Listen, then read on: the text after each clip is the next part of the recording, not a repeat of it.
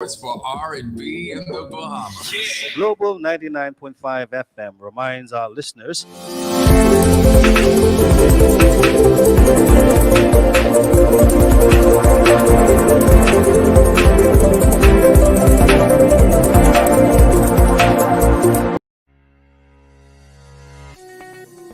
today can be the turning point in your life by making a simple decision.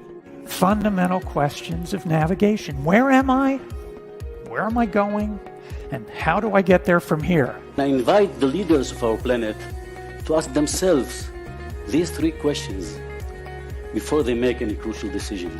But if you don't make decisions, you're going to stay right where you are. We are all map makers. We are in a time of transition. If we're going to change, we have to change the direction that we're going. Our planet needs leaders who know where they want to go.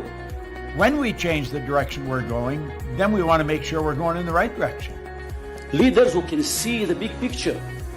Because if we're not, we're going to either go backwards or we're going to stay where we are. Recognizing the psychological and the spiritual shifts and changes that need to be made, often from the inside to the outside. To be able to shape your future, you have to be willing and able to change your paradigm. Complex journeys require navigation. The path to the truth is one such journey. This is your GPS. Hairstyling services provided by J.D. Edwards Salon and Spa, Palmdale Shopping Plaza, Madera Street. Accessories provided by Chevette Williamson Jewelry. Standout jewelry for standout women.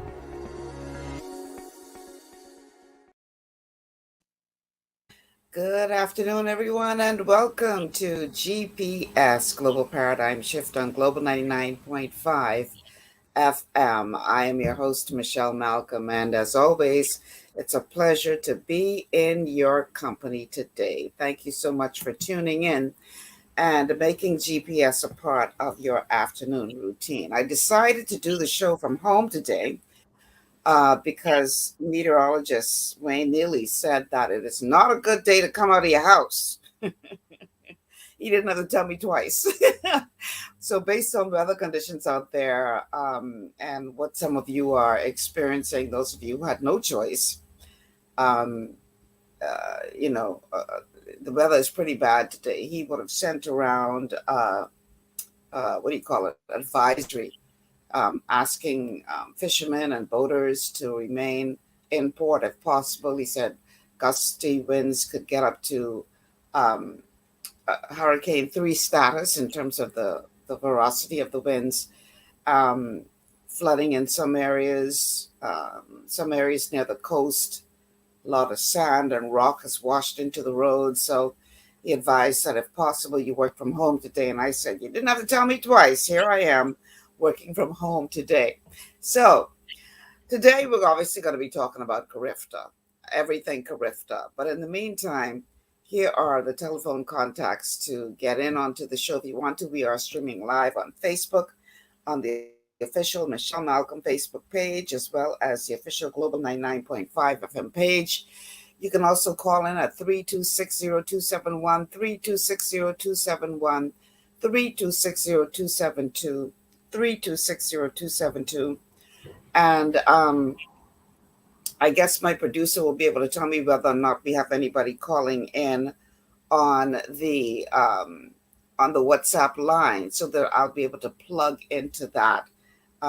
Seeing that I won't be able to hear it ring from home, but I'm sure he'll be able to let me know in the private chat whether or not we have callers on the line or if we have a call coming in on the WhatsApp line. So again, the WhatsApp line is 8010271, 8010271, and we're also streaming live on YouTube, on the official Global 99.5 FM YouTube page, as well as the official Michelle Malcolm page.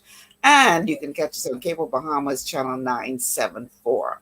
Cable Bahamas channel 974.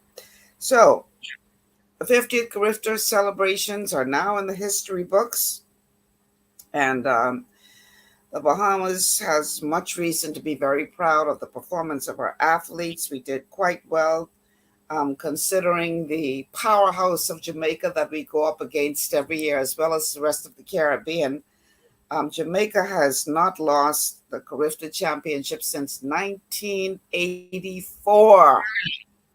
So, yeah, they pretty much dominate Carifta. The last country to beat Jamaica was the Bahamas back in 1984, but no country has beat them since. Now, this is in terms of medal counts and standing. So just to bring you up to speed, in case you don't know what the final standings are, Jamaica came first. So we're talking track and field now, not swimming, because we dominate swimming. But we can talk about all that in the show today. Jamaica came first with 37 gold, 21 silver, and 10 bronze medals. 37 gold, 21 silver, 10 bronze medals for a total of 68 medals. Bahamas came in second, 9 gold, 12 silver, 20 bronze for a total of 41 medals. 9 gold, 12 silver, 20 bronze. Placing third was Trinidad and Tobago with 5 golds, 7 silvers, and 10 bronze. 5 gold, 7 silvers, 10 bronze. Guyana, fourth with 3 golds, 2 silvers, 3 bronze. Barbados, fifth, 2 gold, 6 silver, 3 bronze. Cayman Islands came in, Barbados was fifth, Cayman Islands sixth with 2 golds and 1 bronze, and Belize rounded out the top 7 with 2 golds. Now, you may say, well, yeah, we did well, but, compared to Jamaica, they had 68 and we only had 41. Well, compared to Jamaica, they got, 3.5 million people in the land of Jamaica? Bahamas has, 400,000? So we have a lot of reason to be very proud of our athletes, because in spite of the fact that we come from a much smaller country in terms of population size, we have yet been able to produce some winners. And the same thing often applies with the Olympics, where they say the Bahamas has won several Olympics based on population and medal ratio. So if you look at the sheer number of medals, obviously we could never win the Olympics.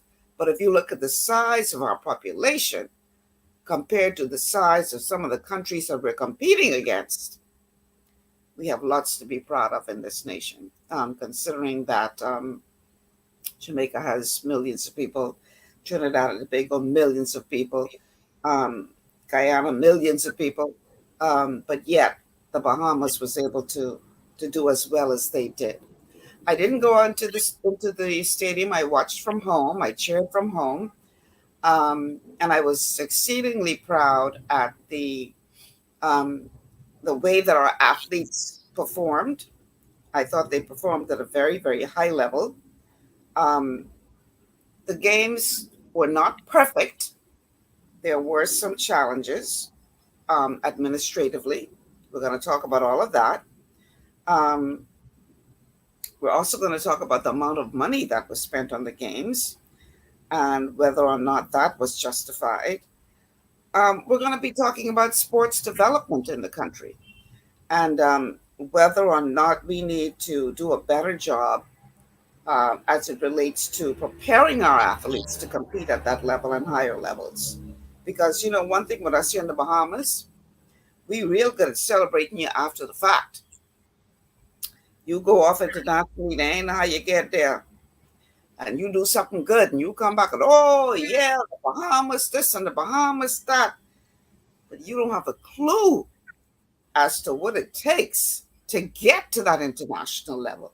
You celebrate when they do it. But what are we doing to help them get there? These are the kinds of things we're going to be talking about on the show today. I am expecting some guests at some point to come in.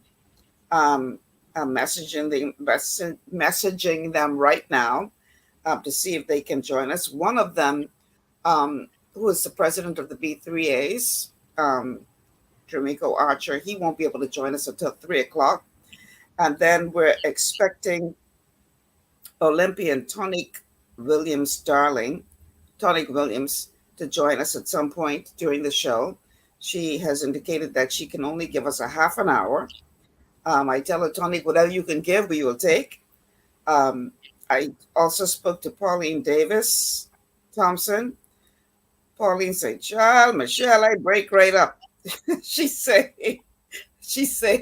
I'll do this for you any other time. But clearly, we saw her on television, those of who watched the television. And man, apart from co-hosting the first day of the event, Pauline was having herself in the stands. She was having herself in the stands of grand time. So she told me she was really beat up and tired. And I told her I understood. So we're expecting Tonique to join us, hopefully sooner than later.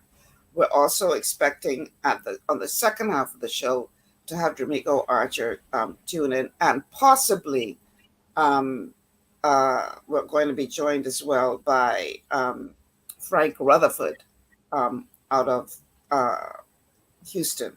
So we shall see. Frank said he would try to rearrange some things if he could to try to join us on the show. So I don't know if he was able to do so, but if he was, I'm expecting to see him pretty soon. Now, these games, although we have much to be proud of, they did not escape controversy. There were some decisions that were made that some people are taking issue with. And even though the atmosphere within the stadium seemed to be one of, jovial, cordial competition, it seemed that on social media and elsewhere, there are some countries that are taking us to task for what they say was outward bias against them and their athletes. And that, unfortunately, has taken on a life of its own in terms of the discussion that is taking place out there. And we're going to talk about all of that. Rose McPhee says, "Good afternoon, Michelle, and congrats to all the Carifters, especially the Bahamian gold medalers, bronze and silver. Great job, guys." Let's see. We have another comment coming in from Rose McPhee, who says, "Boy, them Jamaicans got something in their waters we need to know." Well, I think it has a lot to do with the training and preparation, and that's why I want to talk about that today. Rose says the Bahamas is very small to compare to Jamaica. Yes, it is. And she continues, "I think the Bahamas did a damn good job." Yeah, agreed. We did an excellent job. Could we have done better had our athletes had more support and more preparation time? Because we only did our trials, 2 weeks ago? Should our trials be held earlier? And more importantly, should we be putting more emphasis, more money, more support behind our sports training program, our development program? Because one of the things that Jamaica does exceedingly well is they prepare those athletes for international competitions. I saw one comment from one Jamaican who said, "Y'all making such a big deal, Carifta. It's like Jamaica Sports Day for us. We look at the Pan American." I was like, oh man, ouch. We have a caller on the line. Caller, welcome to GPS. Good day, Michelle. How are you doing today? JD here. Excellent. How are you? Pretty good.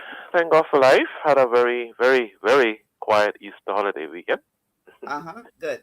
So yeah, I did not get to observe the Carifta via radio nor TV, but I nonetheless would take off my hat of congratulations to our athletes who did the best that they could with the opportunities and circumstances they had.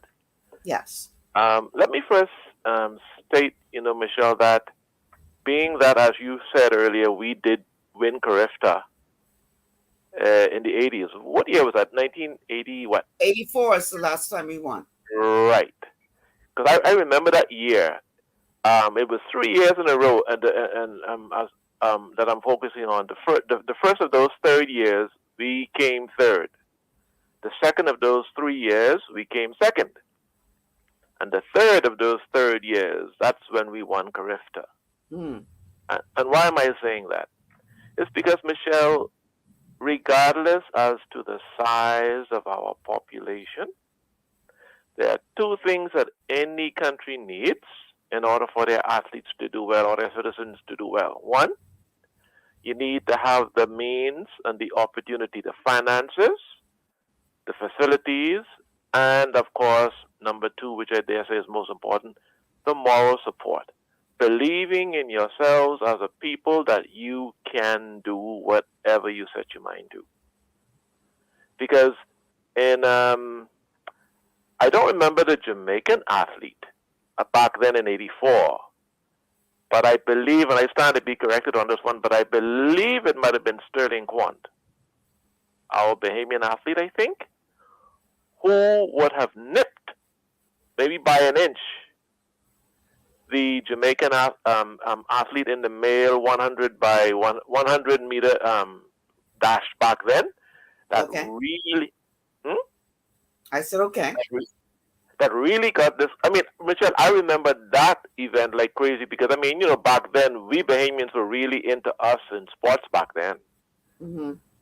So I just wanted to say, Michelle, that if the governments of the day, regardless as to the party that's in power, but if the government, of the day, would only see the value of investing in the people by way of sports and all areas of sports and putting not honest money, but earnest money, millions and millions of dollars into the facilities, into the training, into the coaching, etc., into the sports medicine and all that stuff. If we were to do that, which we can do, Michelle, well, JT, if we could find $9 million to spend on the games, I dare say that some of that money would have been better spent doing exactly what you're talking about. Developing the athletes. Yeah. And see, I think if governments were strategic in their planning or in their thinking, we would be a lot better off regarding sports. And what do I mean by that? Instead of trying to find all the money at one time, if you know that you're going to be hosting an event in the Bahamas, say 5 years out, put $2 million aside from the consolidated fund, i.e. the budget, every year specifically and exclusively for that purpose. So that when the time comes, you've got the money to cover whatever the event is instead of having to be, putting your hat out all over the place trying to raise money. Now, I know the government of the day in particular would tell us that, they have a lot of challenges and, in terms of how to spend money now, et cetera, et cetera. But Michelle, and I believe I've heard you say this before, but it's ever so true, whoever says it. Either we spend the money up front to do it right, or we're going to spend the money at the end to correct the wrongs that we allow to happen.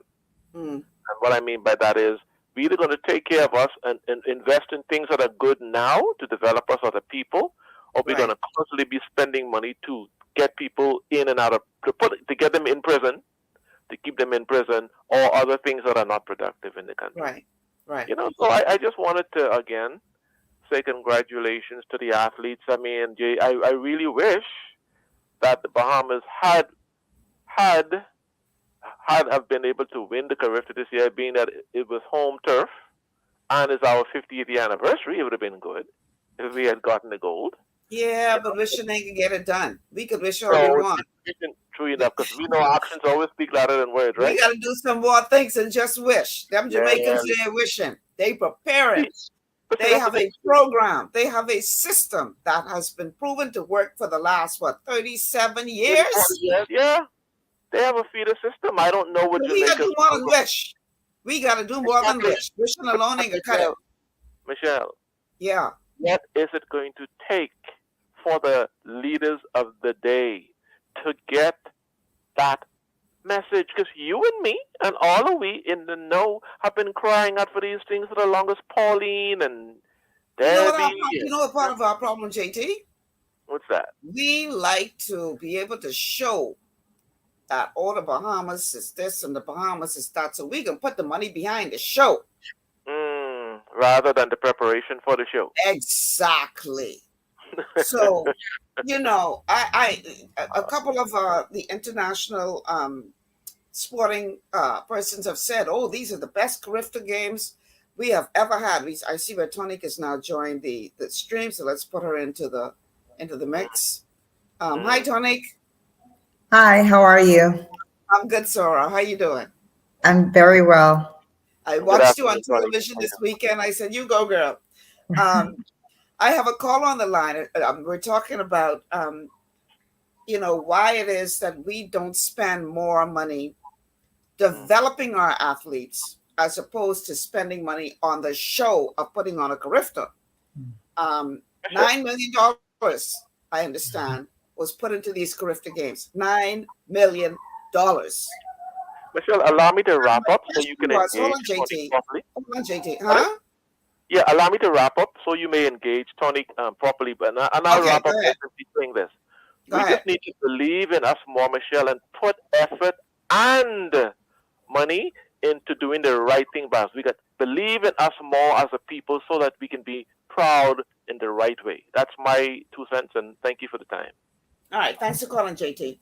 My thing is this, Tonique, and as an athlete who went all the way to both the Olympics and World Games and brought back gold medals, one of the things that I said before you came onto the broadcast is that we are very, very good in this country at celebrating you after you have done the impossible. You go out there, you work hard for years, you do what it takes, you get your family and friends to support you, whatever. And then when you go and you stand on that podium, you get that the Bahamas this and the Bahamas that, and look at the Bahamas. But they don't know the sacrifice it takes for Tony to get to that goal. And we're hearing it more and more and more and more from our athletes, from their families, about how we need more support. We have a call on the line.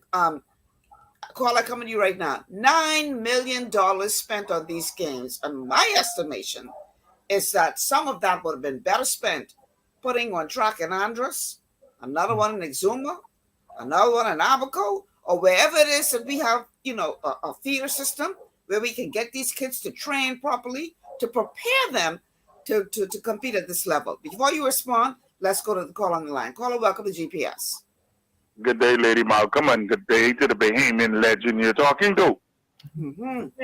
Good day. The young Bahamian legend. Listen, Lady Malcolm, you basically saying it all. Your show, you keep it real. So let me just reiterate some of the things that you're saying. First of all, I'd like to congratulate all of the teams, especially the top three finishers, the Jamaicans, the Bahamians, and the Trinidadians. When it comes to numbers, that's a poor excuse. We got 500,000 people. Jamaica got millions, right? But how many people can enter the games? Only 80.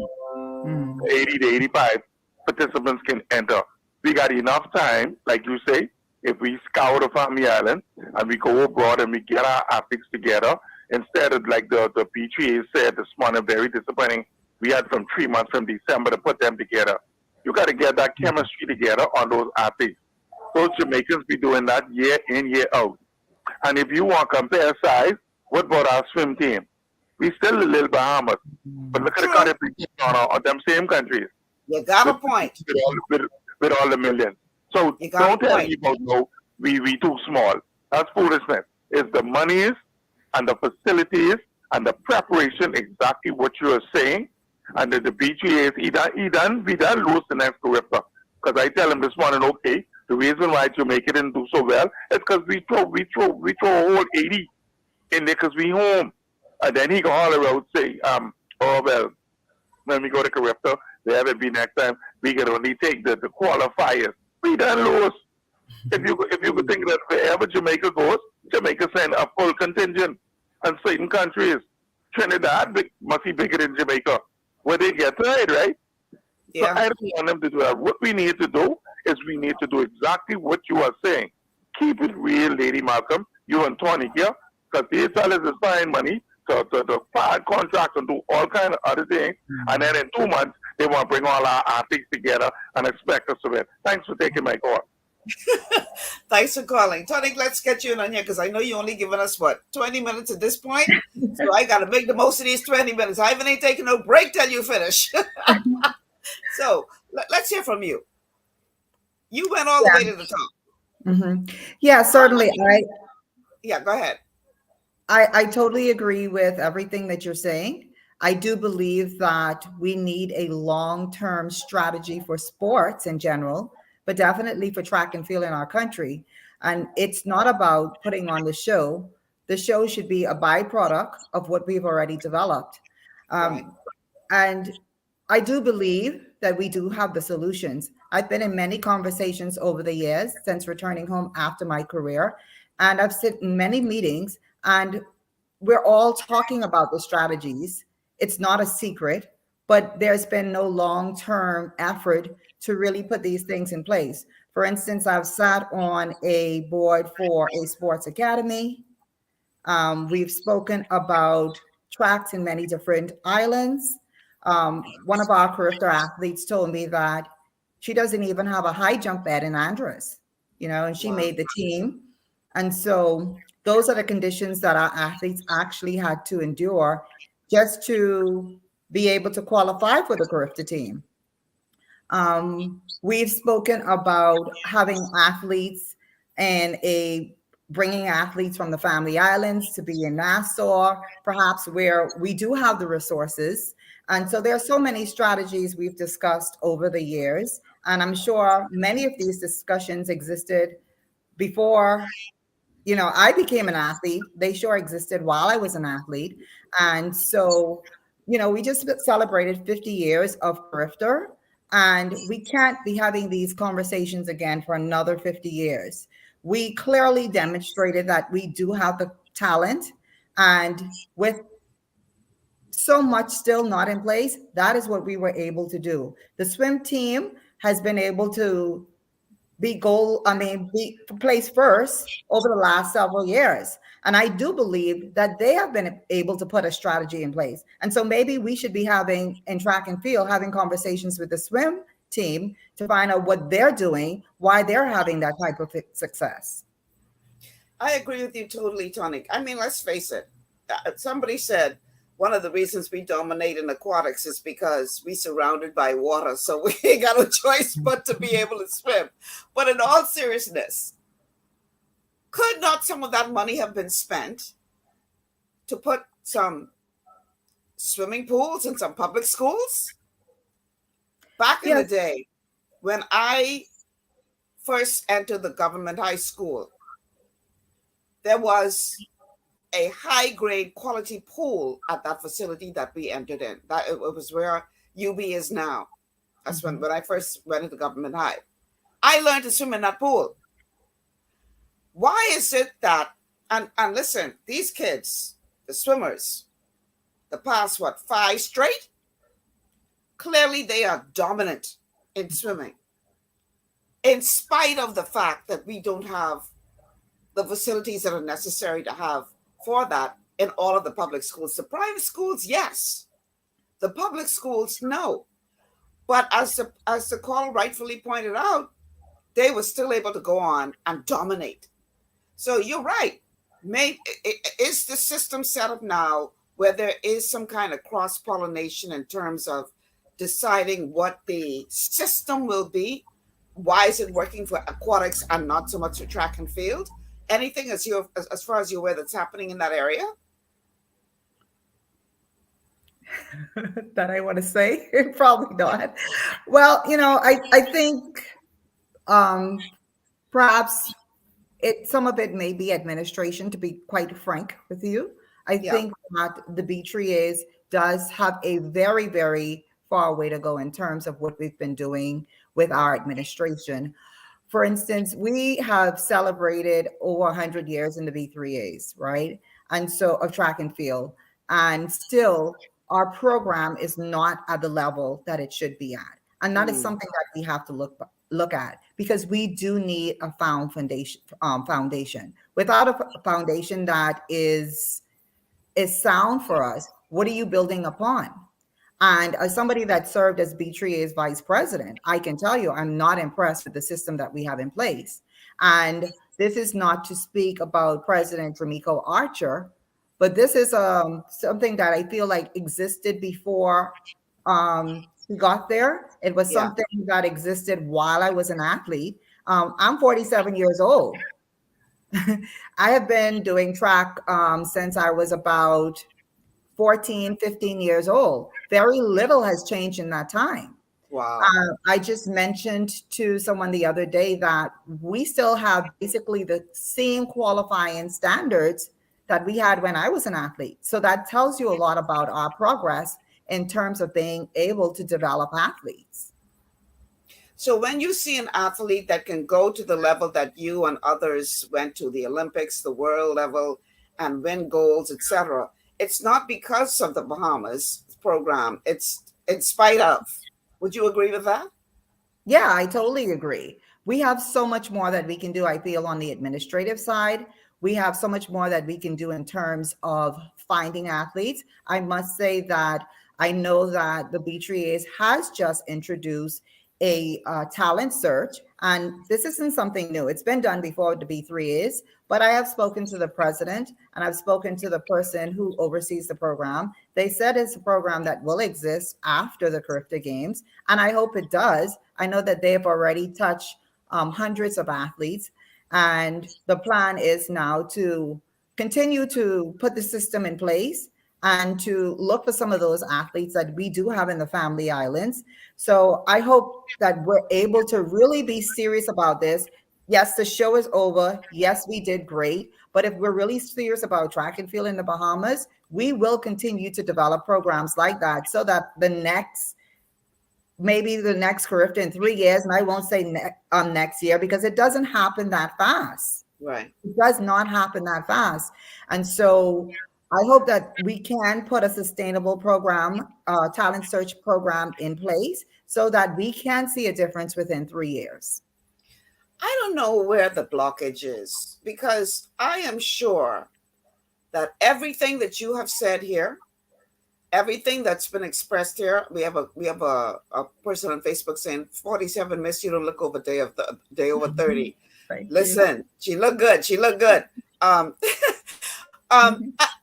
am sure that everything that we're discussing on this show has already been discussed around tables with policymakers. Where is the blockage? What is happening? Why are we not moving from discussing this every time we have a games, or every time an athlete does well or whatever? We have the same conversation. It's like over and over and over again. What is the blockage that is stopping us from talking about this to seeing it actually be put into place, in your opinion?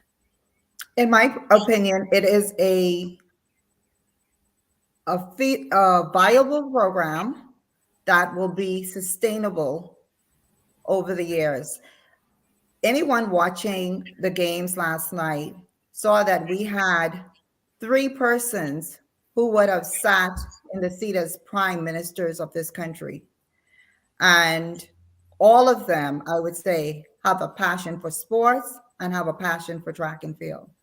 And so as we continue to change administrations, I would like to see a program that can outlast politics, outlast changes in governments, because I feel like that sometimes is the reason why we see things that start and things that stop. And so let me tell you, you talking about outlasting politics? I have a call on the line. But call it before I come to you. I gotta say this. One of the things that irked me watching these games was on the final night when they decided to disrupt the closing ceremony to give politicians awards. And I'm like, I'm sitting here watching this, and we need to understand something. that broadcast wasn't just broadcast to a Bahamian audience. That would broadcast throughout the Caribbean, throughout the diaspora, around the world, people watching this. And it incensed a lot of people. And I'm a Bahamian, and I was incensed by that. Because I'm sitting there thinking, this ain't about y'all.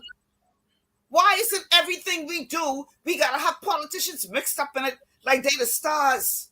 Let them children have their moment. But anyway, before you respond, we got a call on the line.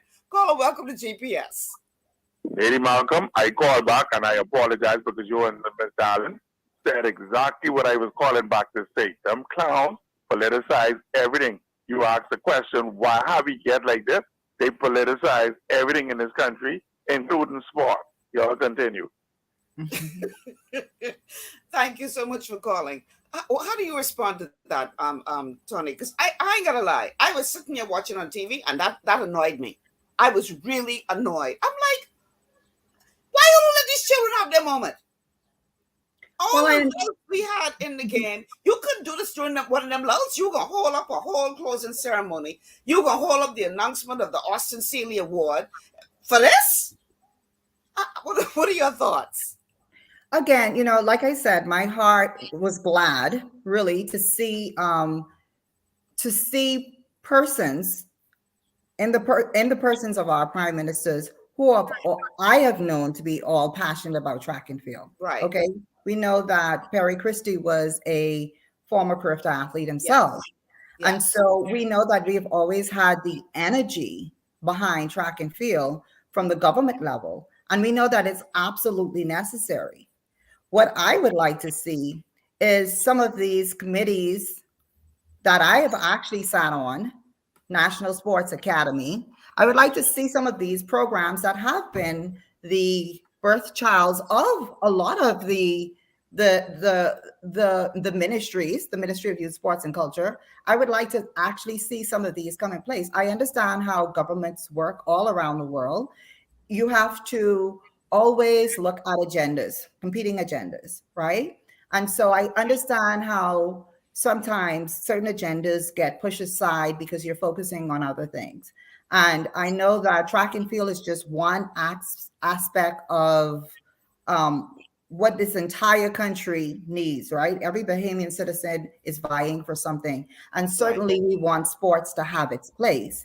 And so I would like to see a viable program, perhaps one that is put in place by the B3As and shared with the government to say, this is what we see as our long-term plan, maybe over the next 20 years, and have some type of agreement that this program will be carried through successive governments, because we see this as a program that will continue to invest in our youth, to get our youth off the street, to inspire. I mean, we had persons in stadium, we had persons watching from home. The talk at work today was about Carifta. Everything was about Carifta. Bahamians from the youngest to the oldest were inspired, and so sports definitely has its place. It's also a major source of tourism for us. And so I know sometimes with competing agendas, some things get pushed aside, but I would like to see sports not be one of those things that are pushed aside. And like you said, we take the money away from the big events, but we invest it into our youth program so that we are investing into our people. We're investing in a program that we can see has some sustainability, and that will contribute obviously to the overall growth of our countries. I mean, I look at persons like myself and Pauline and Shitney and so many other persons.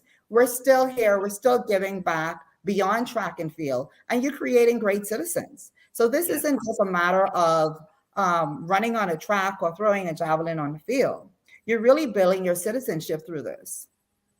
I don't think people understand how powerful sports is to create better citizens, like you're describing right now. The amount of discipline and self-control that those young people have to go through to prepare themselves is something that I think is sorely lacking in this country, which is why we see, so many young people heading down the wrong direction because they never learned how to discipline themselves. They never learned self-control. They never learned how to, put their wants, their immediate wants aside to achieve a goal later on down the road. And so sports is a very powerful tool, or should be and can be a very powerful tool to teach some life lessons that go way beyond the meat. And I think if we looked at it that way, then perhaps, just perhaps, funding would be better directed in terms of ensuring that all of our, at all levels, our sports system is healthy and thriving. I was really, really encouraged by the performance of Nabi, the young girl who got the 2 gold medals. I'm looking at a future Shonee Miller-Weibo right here. Yeah. But that's where it starts, and it can't be that we wait until she becomes a Shonee Miller-Weibo 2 or a Nabi 1 at the level you guys got to before we finally decide to laud and recognize. Come on, man. I mean, I'm going to play a clip a little later on in the show, but one of the news agencies interviewed her parents, and her father was like, okay, y'all celebrating, y'all need to come start supporting. Because parents having to go into their pocket, they're having to do so much just to keep the dream of these children alive.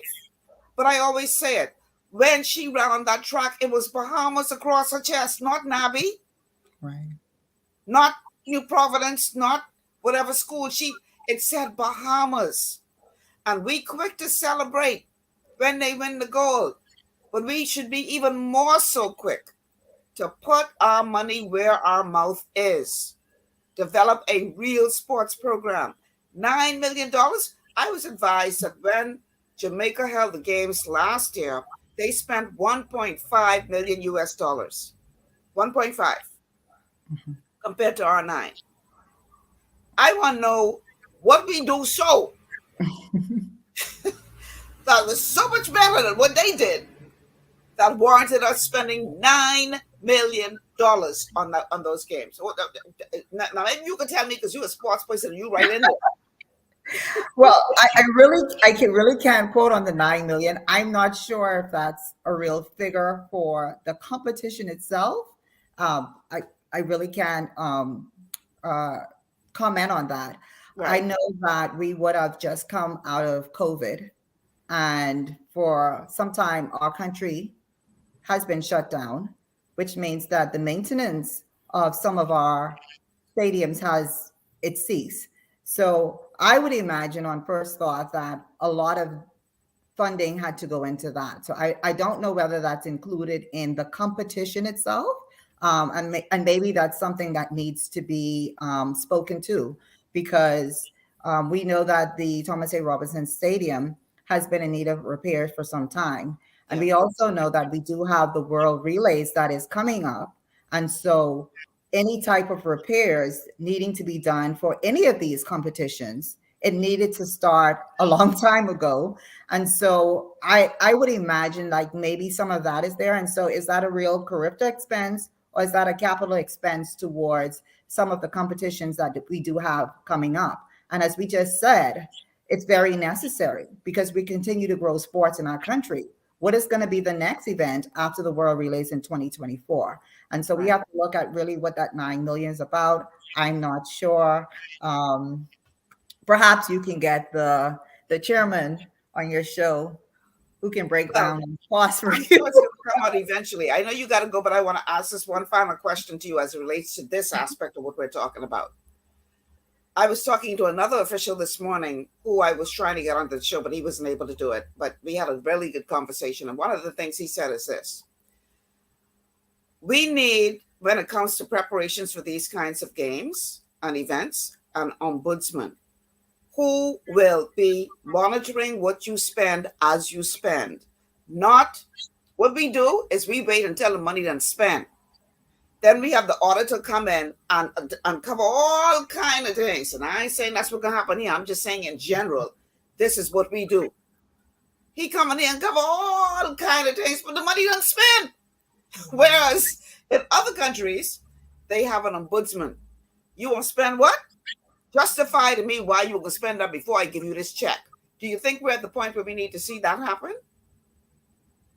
Like I said, I really can't comment on how funding was spent. I feel like perhaps there may be some other costs in there. And so I feel like perhaps we do need to maybe hear from the persons that can give you good information in terms of what was spent on Carifta. Right. Well, listen, Carifta itself and not capital costs and yes. Yeah. Tonique, I want to say thank you so much because I know that you have a lot going on, and I really appreciate you taking some time to be with us here today. I know you told me you only got till 2:45 and it's 2:46. So thanks for spending the time and appreciate you. All right. Thanks, Sarah. All right. Good to see you. Okay. Bye-bye. All right. I understand we have a caller on the line. So let's go to the caller before we take our next break. Our first break caller. Welcome to GPS. Hi, Michelle. How you doing? Excellent. How are you? I'm okay. I was sorry I didn't catch Tony. First of all, I don't think you probably listened to that next order. Issue. They broke down how the money was spent. All that was not spent on Carifta. They broke it down. Okay. They spent on both tracks because they put down 2 new tracks and everything. I was listening to it, and that's one of the things. And the other thing I wanted to ask her a question: is Carifta swimming different from Carifta track and field, or is just one Carifta? That's a good question. I do have Jamaica Watcher coming on from the B3A, hopefully at 3 o'clock. At the Olympics, you have different aspects of Olympics. Yeah. And then total medal tally. I was at station one, and I said, "Hey, wait a minute. That's what they do. That's what they do. Olympics." And I think Carifta is on the same mold. So both of them combined medals puts the Bahamas at about 126 medals. Jamaica at 101. I'm not sure how it's handled. Like I said, Jamaica Watch is going to be coming on at 3 o'clock, hopefully, and we'll be able to put that question to him at that time. If the two are combined, then the Bahamas will be the outright winner, without a doubt, if the two are combined. But I'm not sure that is the way that it's handled in Carifta. I really don't know. So, we'll find out. I still stand by what I say, though. Whereas you may say that they broke down where the $9 million was spent, I still think, and I have to go obviously and find that clip so I can listen to it. But I still believe on Guardian Radio. Huh? And they even were on Guardian Radio, called in and explained. That's why I heard it. Anyway, what I wanted to say too, unless I missed something, the reason why the prime ministers were there, they were passing awards to the to Mr. Archer, Moxie, and Thompson. They were giving them the award to give to them. But on a last note, I from what I know, I hope they keep their word with this. They said that with Government High, they plan on putting a pool there and building an auditorium, a gymnasium, and they're going to put a proper track down there.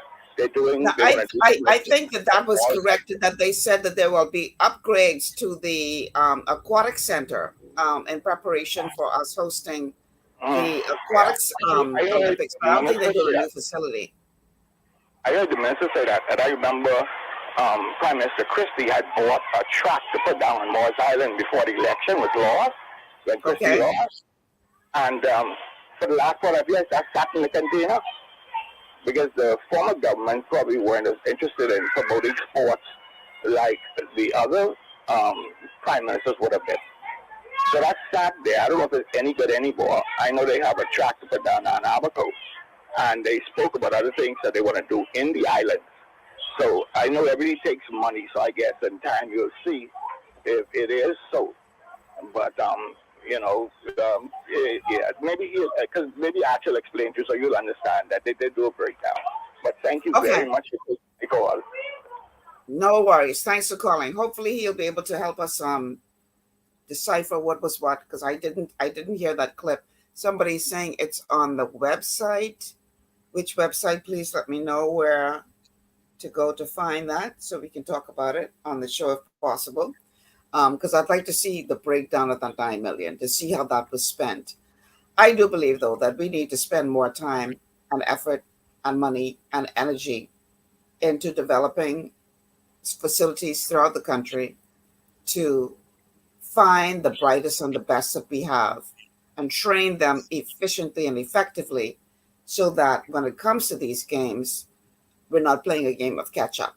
Because if we can do as well as we did playing a game of catch up, imagine how much more we could do if we were really developing these young ladies and young men throughout.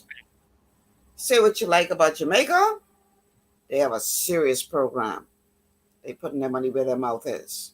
I saw somebody say that they expected to win so many medals because the competition wasn't as stiff at Carifta as it was at their high school track meets.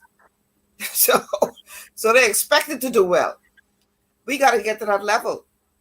Now, I'm just sorry to see the reaction that has been taking place around the world. I'm being told, because of some of the irregularities that happened, or during the games, and now there's this accusation that we are biased against Jamaicans and all this kind of stuff.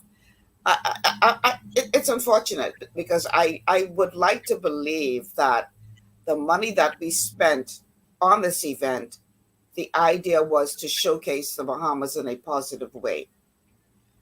And for us to spend that kind of money and still we see all this backlash, and whether or not that should be laid at the feet of the administrators, this is something we need to consider, because $9 million ain't no little bit of money to be investing in a 3-day event, 4-day event, however long it was. And I would think that that was seen as an investment that would bring positive return. And it would be most unfortunate for us to have spent that amount of money and then still be slapped with negativity from outsiders looking in. So this is something that we need to look at. But I just thought that display at the end was in poor taste. Now, there are some who are saying that the Jamaicans won the event, and yet we paraded our swim team and our Bahamas team as if they were the winners, and we shouldn't have allowed that to happen. As far as that is concerned, I think that we should have given opportunity for the Jamaicans to celebrate, but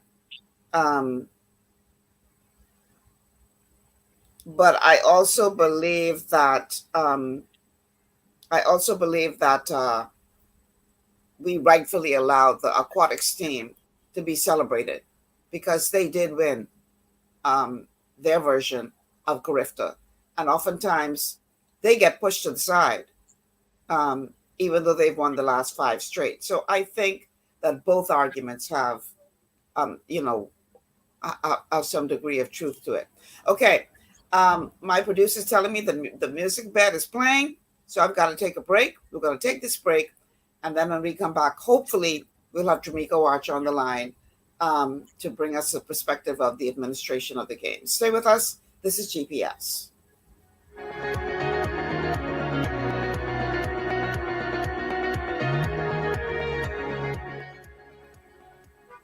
Global Paradigm Shift will return after this. Understanding your microbiome, also known as your gut ecosystem, can change everything you thought you knew about nutrition, digestion, immunity, and metabolism. Keeping your gut ecosystem healthy and balanced is essential. Ultimate Microbiome by Longevity was specifically formulated to optimize this ecosystem. It provides the advanced support your gut needs through prebiotic, probiotic, and postbiotic supplementation. Our unique blend of probiotics includes Lactobacillus and Plantarum, healthy bacteria that can help prevent harmful bacteria from taking over your gut. Increasing your gut's population of beneficial bacteria creates a more balanced gut microbiome, which has been shown to aid in weight loss, skin health, sleep, mood, and may even help with seasonal allergies. Ultimate Microbiome also promotes the production of postbiotics. Postbiotics are key to help regulate your gastrointestinal health. To enhance digestion, Digizyme Multi-Enzyme Complex, a blend of 5 specific enzymes, has been added to Ultimate Microbiome. It can help break down food so your body can better absorb nutrients. Plus, we've added our proprietary I-26 hyperimmune egg powder to aid in the elimination of disease-causing gut bacteria and help your body balance its immune response. Ultimate Microbiome, the scientific, proprietary, and holistic approach to gut health that helps optimize your body's entire gut ecosystem. To learn more, contact your longevity associate.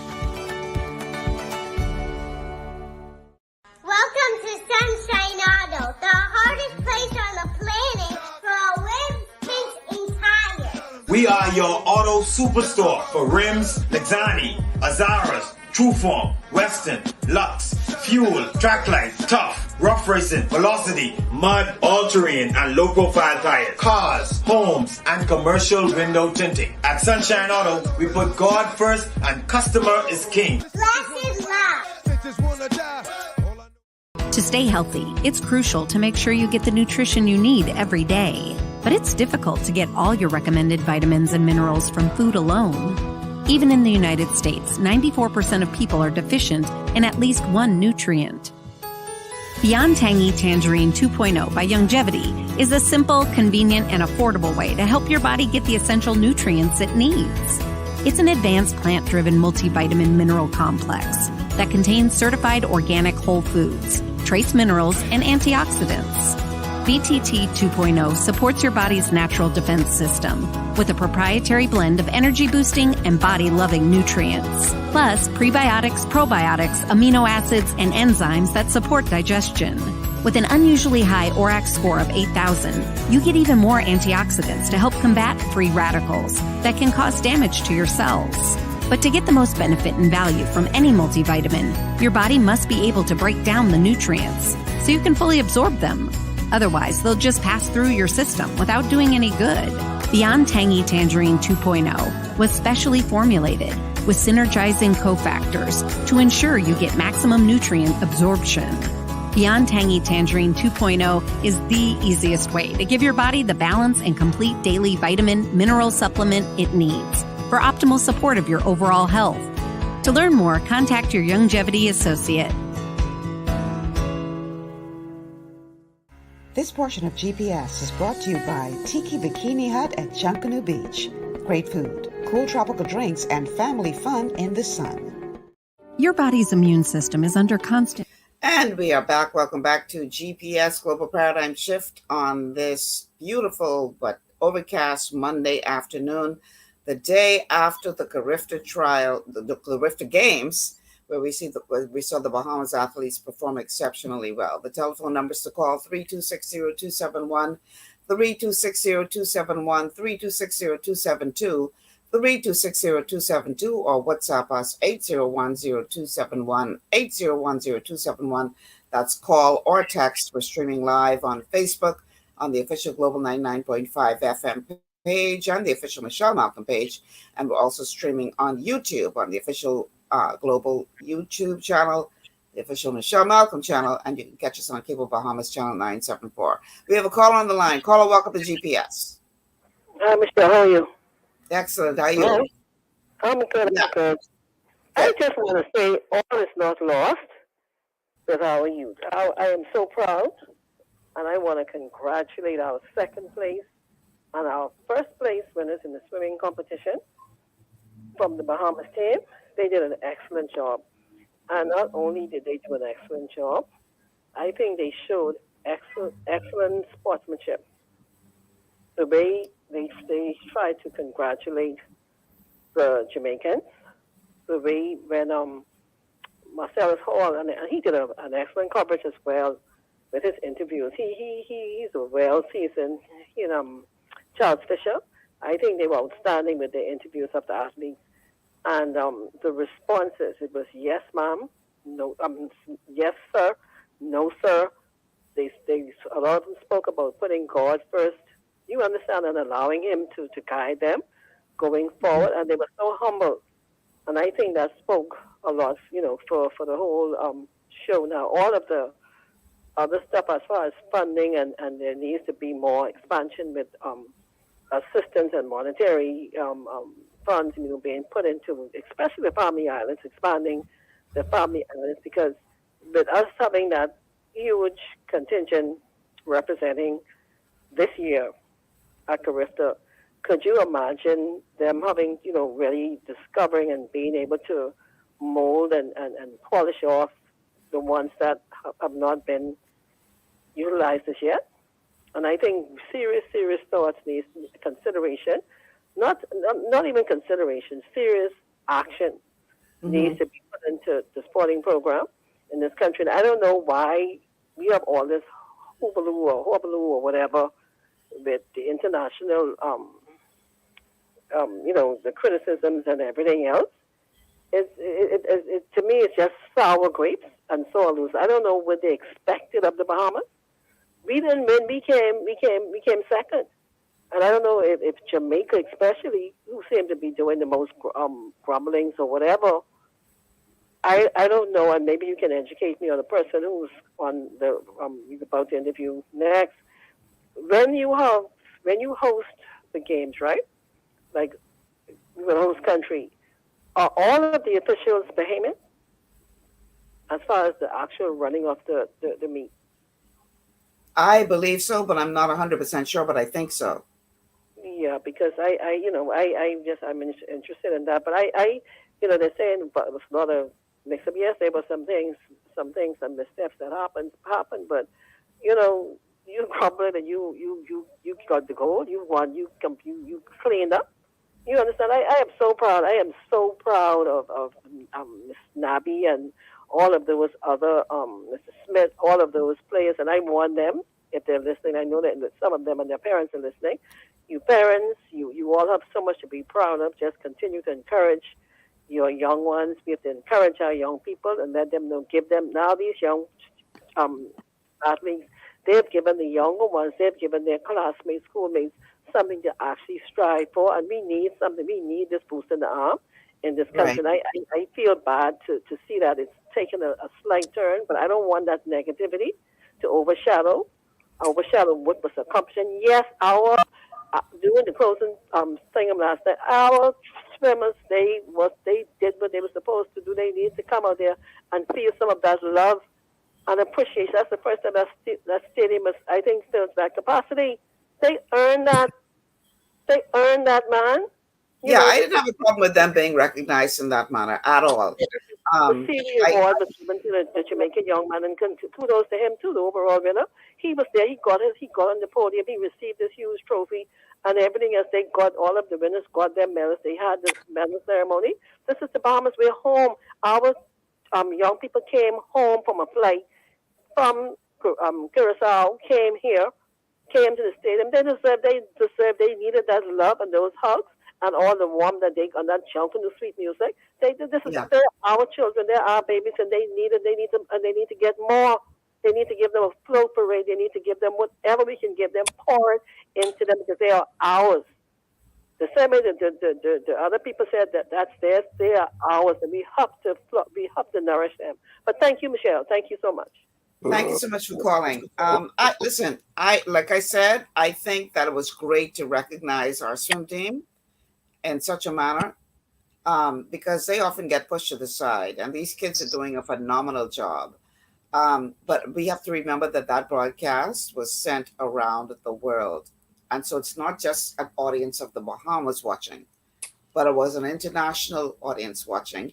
And the question was, wait a minute, why are you guys not allowing the winners of the track and field meet, which we're supposed to be watching, their moment as well? I think that was the challenge that people had. And quite frankly, because of the time that they took to give politicians and others their awards or whatever, that 808 time from the closing ceremony, to the degree that those of us who are watching on the 50th Carifta channel, we didn't get to see all the rest of the celebrations. We didn't get to see the fireworks and all the rest of that because they had to end the broadcast. They ate up so much time giving those politicians those awards. I was really incensed by that. I honestly was. I'm like, man, for God's sake, it ain't about y'all. Allow these children to have their moment. And I just thought that sort of marred the closing ceremony. I see where Frank Rutherford has joined us. Now, he turned off his camera for a second, so I'm going to wait until he turns it back on before I bring him back into the stream. Ah, there he is. Okay, Frank Rutherford has now joined us on the broadcast. Hey, Frank. How you doing? Good. How are you? Just trying to make sense of the minutes of the day, you know? Just busy. Tell me about that. What was that like? You know, some of us always have more than we can take on, but, you know, we try to make it look easy to please everybody. You know, that's just the way life works. How are you? I'm good. I ain't complaining. God is good. That's right. Health and strength. Amen. So did you get to watch? I know you're in Houston, right? Yeah. Did you get to watch any of the games at all, or No. you didn't get to see it? No. Okay. All I right. didn't get a chance to. Well, you know, our team did well. Second, of course, behind Jamaica. I read the standings earlier in the show. I can sort of bring you up to speed as to what those standings were, and you probably already know though. But my question was, you know, oftentimes you and I talk about this when we do these shows, and you know, we can celebrate all we want after the fact, but we don't seem to be as mindful as to putting the work in ahead of time to make sure these young people are properly prepared, whether it be a lack of facilities or otherwise. So in terms of the final standings, Jamaica had 37 gold, 21 silver, 10 bronze, for a total of 68. Bahamas came in second with 9 gold, 12 silver, 20 bronze, for a total of 41. And Trinidad and Tobago rounded out the top 3 with 5 gold, 7 silver, and 10 bronze. So, you know, we had some strong performances from Team Bahamas. I'm going to, at some point in the show, play some clips from 2 of our outstanding athletes and their family, because, you know, families play a very, very important role in this. One of the special moments, I thought, was when the young man who won the pole vault beat his own father's Carifta record to win that award. Listen, I carried on like a crazy woman in this house. He had already won the gold, and then he had a discussion with his father, who's also his coach, and his father obviously told him, boy, go for my record. And he went for it and beat his own father's record. I thought that was a very special moment, you know, as part of the history of Carifta 50. But as an athlete who himself, I had Tonique Williams-Darling on earlier in the show. She had to leave a bit early. You guys know what it takes to get to that level where you can win all the way at the Olympic level, where you can medal all the way at the world level. This takes work, dedication, training, and money. But we don't seem to, as a country, get it when it comes to what should take place before the actual event. We will spend all the money we can spend on the event. We can look good now. We can look good to the world. But what about preparing these kids? What about putting the support behind those kids? And I know for you, this is personal because you have your story to tell. So where do you think the blockage is? I asked Tony the same question. Where do you think the blockage is? Why can't we get this right in terms of preparing our athletes to compete at that level? Well, Michelle, like you said, countless of times we've spoken about this particular development question, right? And let me first congratulate the country on its 50th anniversary of its birthday coming up of independence. We know what that means to us. And then essentially this Carifta team, the administrators, the coaches, everybody who participating in pulling off from what I've understood to be a wonderful experience. Okay, Frank dropped out there for a second. Okay, now you're back. Certainly the athletes who always be on call, you know, lay it on the line for 242 and do the honest best that they can. So with that being said, Michelle, answering your question, you and I talk about this so often. I mean, even the stadium that they competed in, nobody just went out there and threw that building up. You actually had to design a plan, an architectural plan, a topographical plan, in order to erect a solid, successful, sustaining building that was stand the test of time. Right. Nothing that is done for sustained success is done without a plan. Nothing that will have success will not actually also have monies invested to bring about sustained success. The fact that you just told me that this Carifta team, I think they totaled 41 medals, Jamaica 68. Yeah, somebody is posting more, but that was the last count that I saw. Yeah. Okay, so if my math is correct, that's a 27 medal deficit. If my math is correct. Right. Okay, so I get back to this thing. We could beat Jamaica, and we should have beaten Jamaica if we had done exactly what you said a minute ago.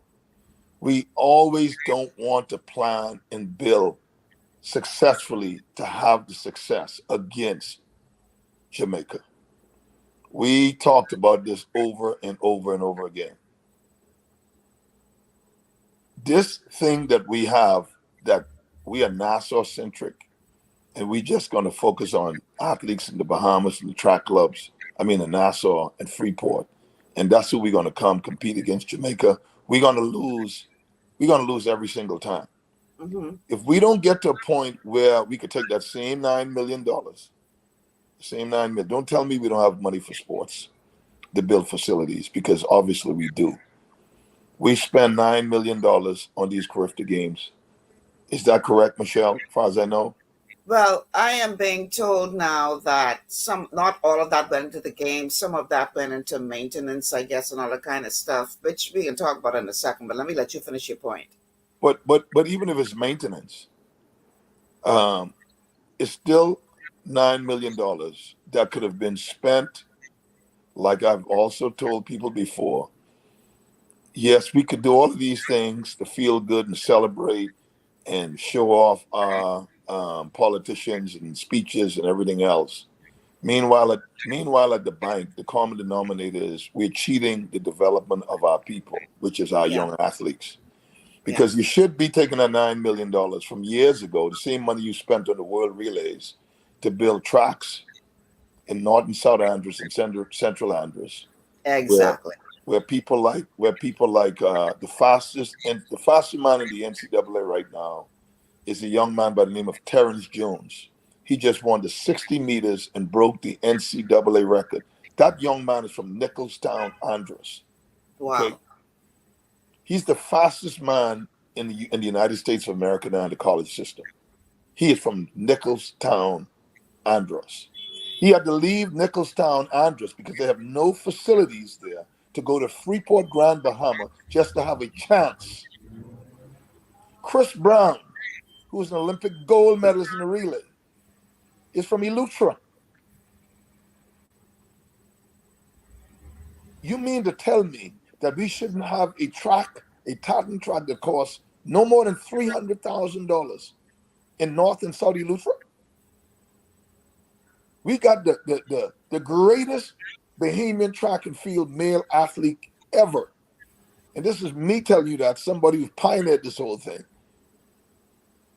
And a young man by the name of Stephen Gardner. This man is from Moores Island and trained by Pastor Williams in Moores Island. Yes. On a tarred road in bushes. And this man is a two-time world champion and Olympic gold medalist. Never one day went to the NCAA. Straight out of Abaco, became a world champion and Olympic champion. They don't have one track that cost $300,000 in that doggone place. Sabatita Fines, Olympic gold medalist, golden girl, is from Abaco. Michelle, we jiving, we joking. I don't want nobody come and tell me, well, you know something, Frank, our population is too small. That's BS. Look at the country that finished third to us. What country you said, Michelle, came third? Trinidad. They got millions of people. They got millions of people. Yeah. Did we beat them? Yes, we did. Thank you very much. So let's throw that argument in the trash can or put it in the toilet and flush it. We got to get to a point, Michelle, where we stop showing off for speeches.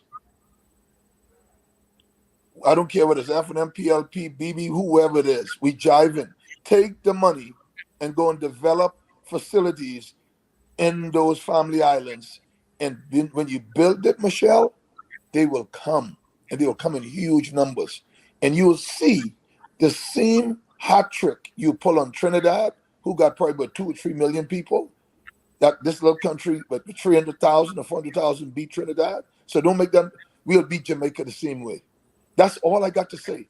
I've been saying it forever, and I'll say it until I die. And who don't like it, they could go and smoke it in their pipe, because that is the doggone truth. You make a very powerful point, Frank. I remember when our Golden Girls won that Olympic gold, right? I actually got kicked off of NBC.com because I went there and I was making the most noise about the Bahamas, and how we beat America, yada, yada, yada, yada, yada. Eventually they blocked me. But anyway, so this one person says, oh, the only reason you all beat us is because y'all girls trained in America.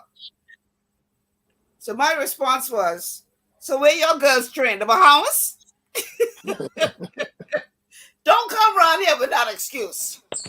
The fact that this little country could put together a team that beat you with all the millions of people you have and the facilities you have, I get where our girls train. The fact is they beat you today. And yeah, this might be one medal, but we can have our one and we can celebrate this, right? Yeah. So you make a very, very strong point. We really like to use that as a crutch. Oh, well, we don't have the population. But yet, like you said, we could beat a Trinidad and Tobago with millions of people. So, and some, like somebody else pointed out earlier in the show, our swim team beat countries with millions of people. And this is their 5th straight win in the aquatics and Carifta. So we need to stop finding excuses for our inadequacies. Now, here's the thing. If much of that $9 million went towards upgrading facilities, whatever, again, this ain't nothing for us to brag about. Because we should be upgrading as we go along. We shouldn't wait until an event is coming up for us to have to now go scramble to find this money to fix these facilities. And this is what we do all of the time. In this clip that I'm about to play, we're hearing from the Chinese ambassador. Remember now, it was the Chinese who built that stadium for us.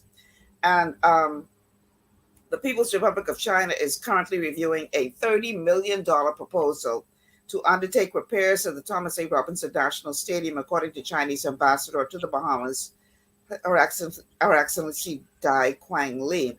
And she expressed disappointment that the stadium has not been well maintained over the past few years. Here's the clip now with her talking about the investment that China is going to put in to maintaining or upgrading the stadium. Yes, we noted that report. Yes, indeed, we have been engaged with the Bahamas government in terms of the repair and the renovation of the Thomas Robinson Stadium. And we are having these positive discussions and are taking things forward. I think. All right. So it's a short clip, but she is saying that, you know, they're working with the Bahamas government to make this happen and ensure that the facility is upgraded because, you know, we have the World Relays coming back here next year. And we got to make sure that the facility is ready for that. But again, the problem is we don't believe in maintenance in this country. And it's not just for sports, it's for anything else. We let these things break down. We find excuses. Well, you know, the Ministry of Works. I don't get the way of thinking, because in any facility, say in the United States, they have a maintenance department, which is their job year round. Why we got to wait for a ministry to get to the place where they're going to fix a government building? That's just ludicrous. We have a call on the line. Caller, welcome to GPS. Yeah, I strike out Lady Malcolm. Lady Malcolm, what you talking about? We even ain't got no garbage truck. What you talking about maintenance? We even ain't got no garbage truck no more. Frank Rutherford, how you doing, man? All is well. How are you? This is Marvin Johnson, Valley Boys. Marvin, how are you, buddy? Radio bad, Frank. Listen, one thing that is missing, I keep hearing this thing, and Lady Malcolm bounce around, funding. If there's one thing JJ always call the radio talk shows and say every day, we need to take that lottery and redirect that, because plenty money for these athletes and sporting events, schools and stuff like that, to come from that lottery. But you know what happened? We play politics, and these fellas, them too little sneak in here and there so much. I could throw in rock, little rock, not big rock, Lady Malcolm. That I understand that the people who own them, the houses, don't really own them. They fund them for some big people. I go on that one. But we need a lottery. Yeah, you better go, because you're trying to get somebody in problems. I have no knowledge of who belong, who have what, and who front who. I don't know. I can't speak to that. So yeah, we can stay focused on this show today. Frank, we've been talking about this too long, man. Too long. Same conversation every time. Same conversation. Too long. Same conversation every time. I think a part of the challenge is that we are so busy patting ourselves on the back for a job well done. I don't know how much we are taking the criticism as it is being offered. I'm going to play a clip now from our Minister of Youth and Sports, who's responding to the criticism that we've been receiving from outside the country. I spoke to Lord Go, President of Athletics, World Athletics. He said this is the best Carifta game he's ever attended in his life. And that ends my comment on that. Could you go back and talk about it? All right. So they said it's the best ever. So I said, we ain't got to do nothing better. How do you respond to that, Frank? Well, I for some reason I don't hear when you play the clips. I don't hear. Oh, he was saying that he spoke to some official, I guess some international official, who said that these were the best games that he's ever seen, and that's all he's going to say to that. That's it. Well, what you expect? I mean, look, what standard are we living by? Are we living by a standard where the echo you hear in your ear is favorable and you go with that? Or are you honestly going to look at your country and honestly say that when I go to the United States of America and I drive through any neighborhood or I drive through any district in Miami and you see a middle school, you see elementary school, you see a high school, every single one of those schools have a track, have facilities. You understand what I'm saying, Michelle? Yep. I mean, you know what kills me with Bahamians, and there's a reason why I don't participate in a lot of Bahamian sports chat groups, because all they do is regurgitate American sports in which a country that I live and I'm part of, and I see it every day. I see it being made. I see it take place. I see it happens. But you know what is even more impressive for me, Michelle? I see why it happens. These people have the best facilities at the minimum, at the core blessed minimum. They have a place that they can go and develop and compete. And when you have that, and then you build on top of that in sophistication like the Americans have, and it becomes a $1 trillion industry, then when you start talking about maintenance of a stadium or monies to invest, to continue to upgrade, break down old, build new, because there is revenue being generated as a result. And if any minister of sports, I'm not talking about Mario in particular, Mario is just one of many, in my opinion, who they don't see sports as a $1 billion industry in the Bahamas. Sports is still seen as a recreation. We don't see it as something that can sustain itself financially if proper investment is just made on the basic level. That's just building a facility. Just build a facility. Look, I've had people call me from Europe saying to me, boy, I love Eleuthera. If they had a track in Eleuthera, I'll bring my whole squad down in Eleuthera for 2 months to have an off-season camp there, and I'll pay whatever to be in Eleuthera. Right. You talk about sports tourism. You have, if you put a decent basketball gym, a facility in one of those facilities in one of those islands, where the Miami Heat, the Houston Rockets, people don't want to come to Nassau all the time. They would love to go to them family islands where they can just capture the relationship and build a culture amongst their players in a place that is gorgeous and beautiful like Exuma, that is world-class, and they have a world-class facility there. That place will stay booked up, Michelle. Agreed. We jiving. So I don't care what Mario or whoever minister say, what somebody say. We joking. The fact that if Mario or any sports minister leave their 4-year tenure and don't build one facility in those family islands, as far as Frank Rutherford is concerned, you're a failure to me. Wow. I'm putting my name on the line. That ain't just Mario. That's all the ones who was before him. Yeah.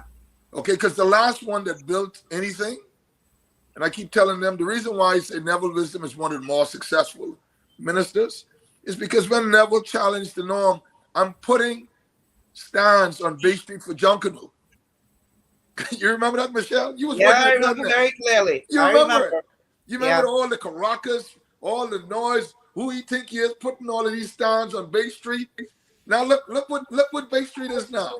Yeah. You know what I'm saying? So who is going to be the one to say that I am the prime minister? I am going to ensure that there's a track, a baseball field, a multi-purpose facility that we're going to spend $100 million, the same money for the World Relays, the same money for Carifta. We're going to take that and invest in facilities. And by the way, you can put clinics and hospitals within those things because you need sports medicine. Yes. Come on, man, people. Don't take a genius to figure out what would happen then. I mean, come on. You know, I mean, come on, man. It kills me, man. It kills me. You ain't the only one. And I just want to say this for the record. I'm not trying to diminish at all the performance of our young athletes over this past weekend. Kudos to them. They did a fantastic job. Okay? So I'm not trying to take away from their success. I'm not trying to, diminish their shine. They deserve all of the accolades. But we're talking about the system that needs to improve so that we can be even more celebratory in the future and get even more wins. That's what we're talking about today. Absolutely. We have to take a break. When we come back, we're going to continue this conversation. Frank, I don't know how much time you can give me. I'm still expecting Jamaica Watcher to join us. I'm not sure that he is at this point, but hopefully he'll come on at least for the last half hour of the show so we can hear from the voice of the B3As. But in the meantime, we got to take a break. This is GPS. We'll be back after these words from our sponsors.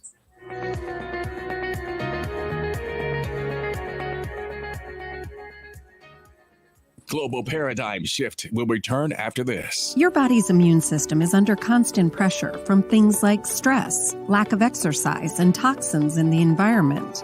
It's crucial to be proactive and support your immune system with the nutrients it needs to function effectively. but it's often hard to get these nutrients from food alone.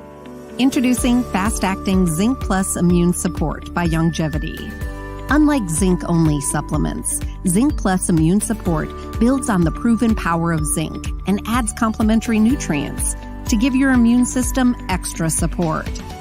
Vitamin D helps balance the effects of zinc, while our proprietary blend of natural fruit and root extracts provides the extra help your immune system needs to work against daily stressors. And we've included Longevity's exclusive plant-derived minerals to give your body the minerals it needs, but can't get from food alone. And because Zinc Plus Immune Support is delivered in a great-tasting, sugar-free, berry-flavored lozenge, it encourages quicker absorption of all these nutrients into your body. Zinc Plus Immune Support. Zinc plus the extra support your body needs to promote a healthy immune system. To learn more, contact your Longevity associate. Welcome to Sunshine Auto, the hardest place on the planet for rims, paints, and tires. We are your auto superstore for rims, Lexani, Azaras, Trueform, Western, Lux, Fuel, Tracklight, Tough, Rough Racing, Velocity, Mud, All-Terrain, and low-profile tires. Cars, homes, and commercial window tinting. At Sunshine Auto, we put God first and customer is king. Blessed love. It's gotten harder and harder to get your daily requirement of vital nutrients from food alone. Without additional vitamin and nutrient support, your health and well-being can suffer drastically. That's why Z-Radical was specifically formulated. It combines a blend of antioxidant-rich vitamins, minerals, and botanicals with the protective powers of fucoidan to help fill the gaps from lack of nutrients in your foods. The core of Z-Radical is fucoidan, a naturally occurring polysaccharide that helps stimulate immune reaction, protecting you against inflammation and oxidative stress. We harvest this powerful mineral-rich nutrient from brown seaweed, harvested only from the world's most pristine ocean waters to ensure the purest quality. It's then extracted using cold process technology to ensure maximum levels of bioavailability. Then we add essential vitamins that help to protect your cardiovascular and nervous systems and are crucial for optimal immune and neurological function. Z-Radical also includes a proprietary blend of delicious antioxidant-rich fruits and berries. This great-tasting combination helps your body combat free radical imbalances that can contribute to a variety of degenerative conditions like arthritis and heart disease. Z-Radical. Experience the power of fucoidan with antioxidant-rich berries, 8 essential vitamins, and more to provide you with potent health benefits. To learn more, contact your Longevity associate.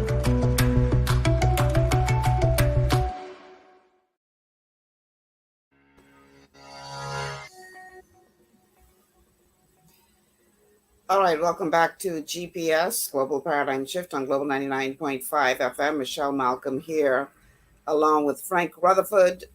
We were joined earlier by Tonique Williams-Darling. Tonique Williams, we're talking about the Carifta celebrations that just took place and the fact that we need to do more to prepare our athletes to compete and maintain buildings and put down facilities throughout the country so that our athletes can have a better opportunity at doing well. We have a caller on the line. Caller, welcome to GPS. Good afternoon, Michelle. Good afternoon, Bohemian. I call Frank Rutherford. Y'all may have missed the name that Mario Bolek was talking to or referring to.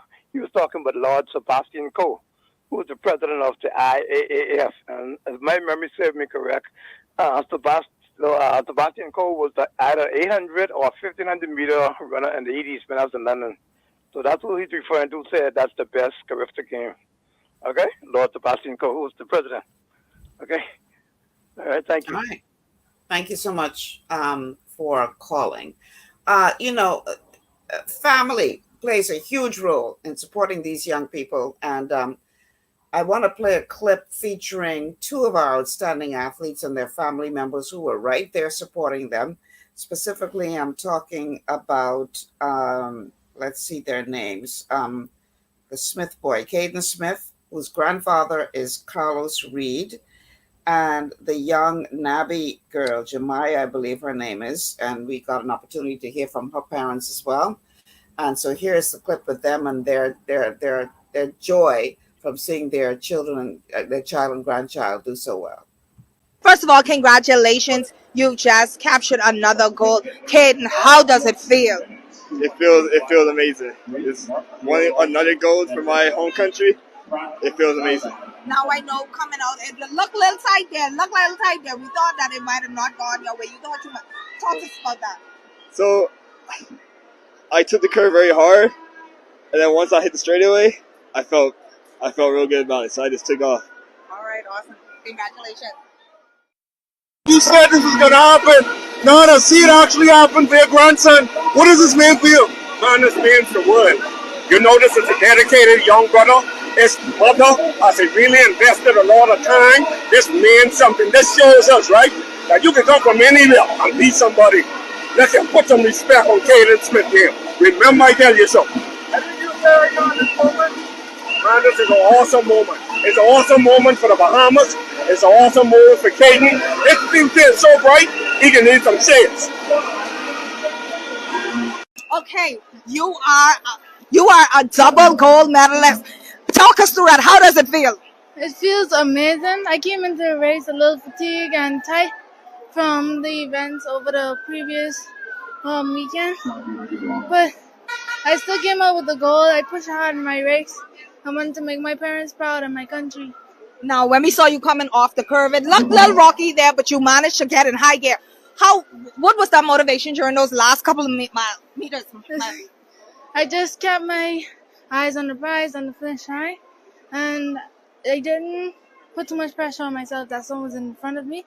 I just kept my pace, kept driving, and I came out with the win. And how does it feel finally to win another gold here in the front of the home crowd? It feels amazing. My goal was to try and get the Austin Seeley Award, so we'll see how that turns out. Awesome. Congratulations. Congratulations, your baby is a double gold medalist here at the Carifta game. Talk to us about that.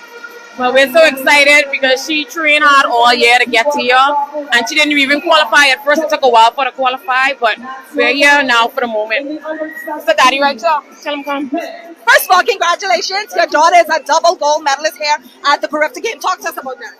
As a proud daddy. Yeah, she make me proud. That's the heartbeat of the year right there.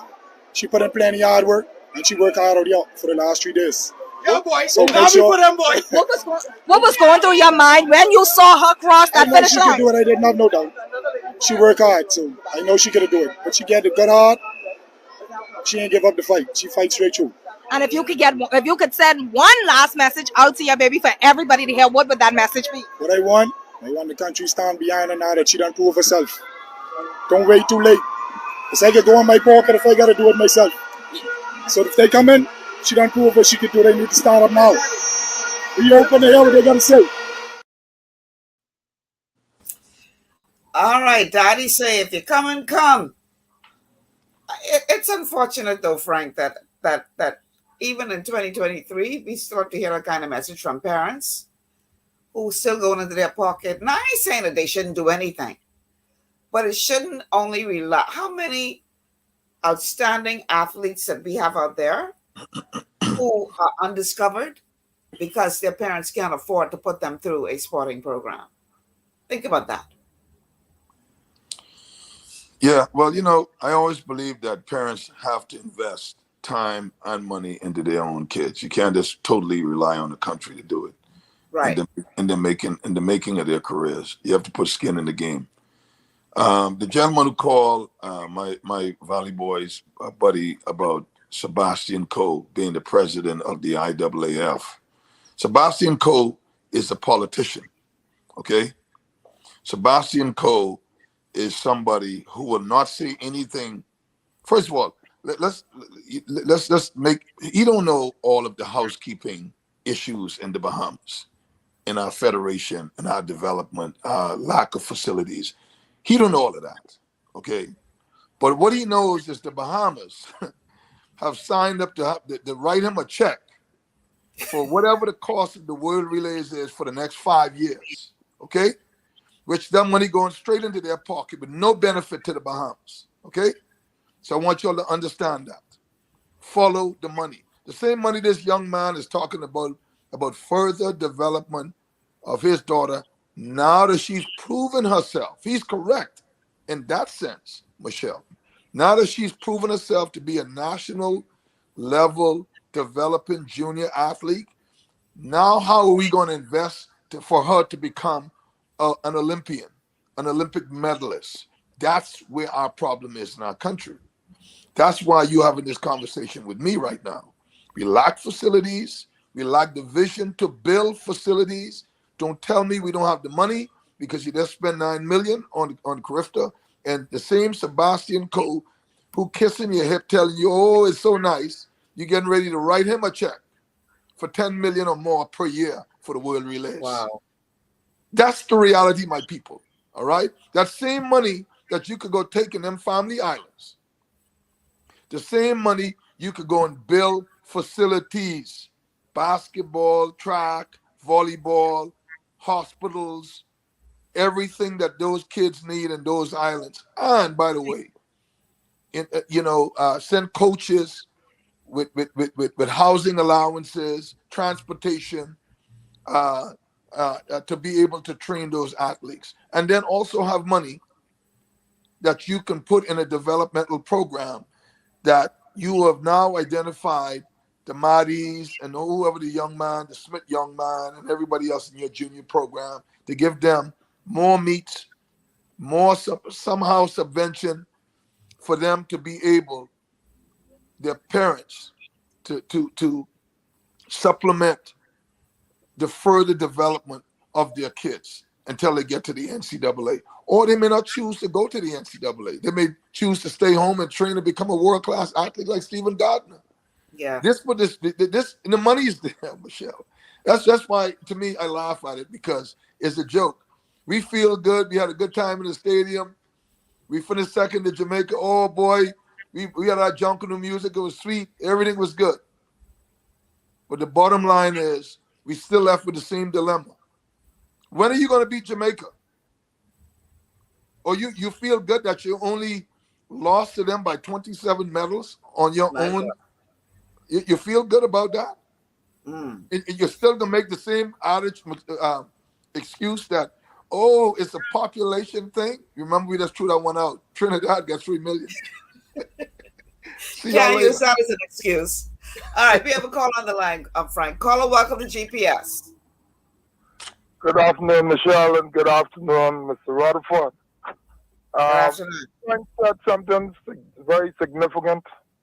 $100 million invested in facilities to facilitate, to allow our athletes to have that in-depth training and the system so that they could be well equipped. You see, I'm glad you dismissed that, Frank, because, for instance, Jamaica is one of the best, some of the best spirit in the world. They beat the United States over and over on the sprint, and the United States get an excess of 400 million. Okay? You got a point. Thank you. Thank you. Yes, sir. We beat the Bahamas in 1984. They had yes, less than 3 million people. We did it. We can do it again. Yes, sir. Be serious about doing what you said initially, because I came at the tail end, but I caught where you said talk about $100 million. We borrowing over $100 million from IDB to invest in so many other things, and we wouldn't invest in the human capital that can bring revenue. Boom. You're making plenty sense. Because when Jamaica, on those international meets, when Jamaica walk in the room, America starts to tremble. You're right. You're right. And right. I sat on those bleachers last night. I went. Friends said, "You going down in the rain?" And I said, "Of course. It's about the Bahamas. We gotta be intentional, and we gotta have be determined to do what is necessary to bring the Bahamas into this 21st century." Our politicians, I can say this right, unequivocally is joking. They are not serious. I don't want to hear any lip service. I don't want to hear no more lip service.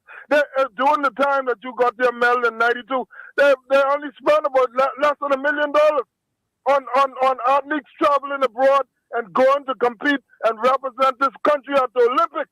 We are not serious. Absolutely, brother. And you just bring the bacon home and let them know, because I'm in the midst. I will do whatever I can, because I'm very passionate about this, and I can do whatever I can to ensure that we take this thing serious, because we are not. Thank you. All right. Michelle. Thank you, caller. Very powerful statements, Frank. Very I can't take anything away from what he said. That is the nail square on its head. And if anybody, including Sebastian Coe, want to deny what our good brother just said, that is our issue right there. Case closed right there. And if we had politicians, and it's disappointing to me a lot of times that a lot of my politician buddies and friends who were former track basketball players, this, that, and that, they get there, and boy, all of a sudden, they don't remember nothing. You know, it's amazing, man.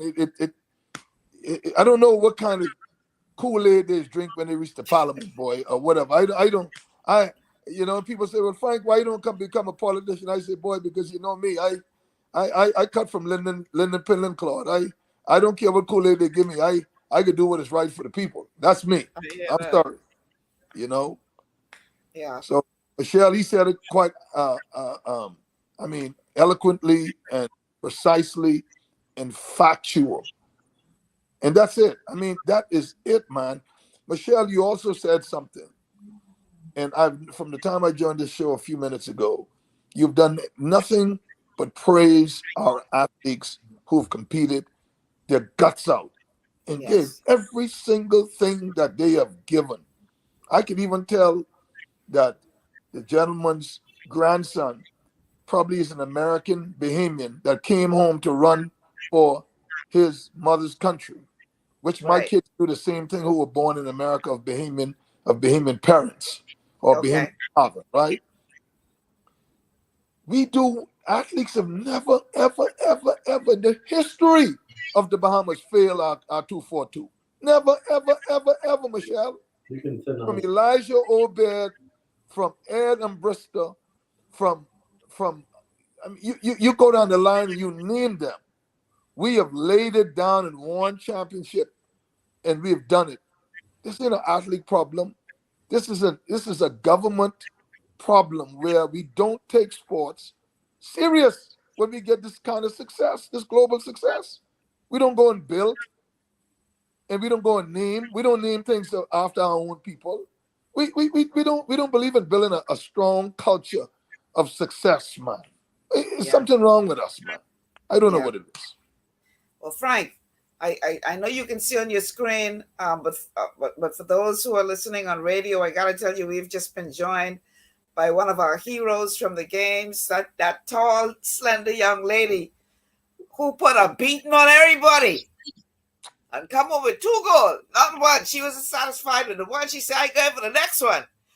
Miss Nabby, congratulations to you, girl. You listen, I was watching from home, right?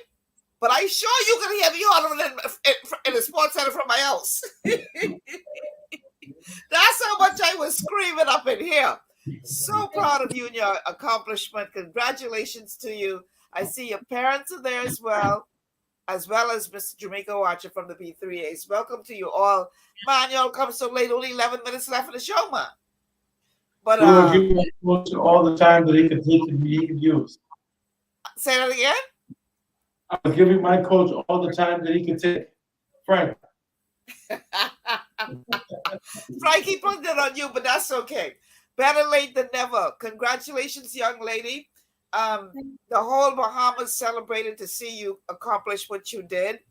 And we are here singing praises to the young athletes of the Bahamas for a job well done. So congratulations to you and to your parents, who we know poured so much into you to get you where you are today.